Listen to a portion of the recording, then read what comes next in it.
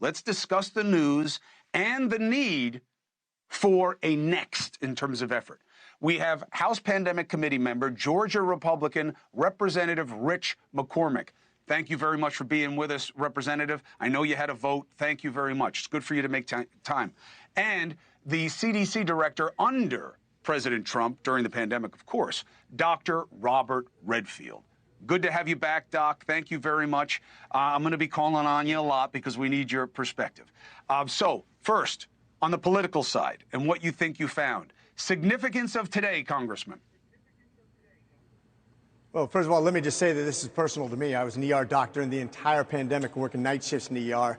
I watched people die. I watched real impact of this on my community, so it is very personal to me.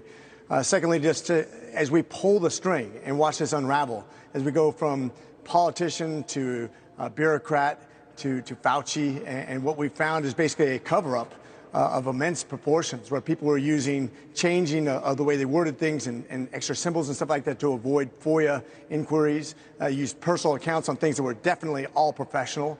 They were talking about, they're literally conspiring about covering up the actual facts. We still have not found out where the origins were, because we pretty much know. China wouldn't cover it up if it weren't nefarious to begin with. People wouldn't have disappeared if it wasn't nefarious to begin with. It wouldn't have started in the same place as the Wuhan Institute, which requested funding for gain of function. And we've never found it in an animal reservoir. Let's be clear about that. And it doesn't just disappear. That's scientific. So we know it's there. But to see people actually covering it up and actually watch this 45,000 pages worth of emails that these poor lawyers have to pour over to find all these hidden innuendos and actual factual misleading statements that we're catching people in, there's going to be hell to pay when we actually get to the bottom of this, and I think we're getting close.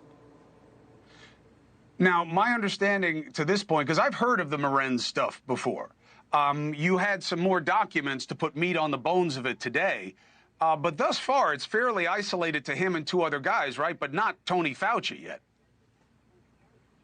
So remember, this is his senior advisor, and you also had Tabak, who admitted to gain of function just last week. And then you have Dr. Daszak, who also was illegitimizing his grant requests, and the procurement process also changed. So you're right. You could say individually they're wrong. But all these people link back to Fauci, and Fauci knows he's not a dumb guy. He understands where the gain of function was actually taking place. If he's approaching this from a scientific standpoint, he understands that this came from Wuhan, from a lab that we did fund, and maybe he didn't authorize the gain of function, but he certainly should be transparent about what did happen and how it happened, which he keeps on denying, and that's the problematic problem. If he would just come out and say, yeah, we said they should have done that, but they did it anyway, and yes, we did give them money for that, we kind of knew they were going to do that, it would be over. It's always a cover-up. Well, it wouldn't be over, right? Because it would just be on to the next thing. I believe that Fauci is being used as a substitute for China, because you guys can't get at China. But I do believe you're acting in good faith, and I'm happy to have the conversation, and I think they're important questions. Let's bring in Redfield on this. My understanding, Doc, and as you know, it was true at CNN, it's true here. You can disagree with me about whatever it is. You guys know more, you know better. That's why I want you here, and I want you to be a service to the audience. Doc, my understanding is that the U.S. government didn't finance any research at the Wuhan lab that could have become COVID-19. They may have been funding gain-of-function research, but not on any virus that could have been COVID-19. What's your take on that? Well, I think if you look officially at the grants and what they propose to do, that the grant in question, particularly the one from USAID, your comment would be true. The challenge we have, Chris, is that there was a lot of money that went to that lab from USAID. Yes.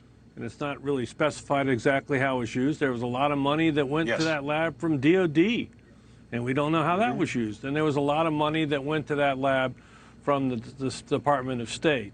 You are right, though, if the official grant that NIAID funded did not directly fund research that would had led to that virus. The problem is, and Peter Daszak admitted this last week in his testimony, is he finally was admitted that there's many viruses, COVID viruses, that this lab has that have never seen the light of day. So we don't really know the inventory of the viruses they have.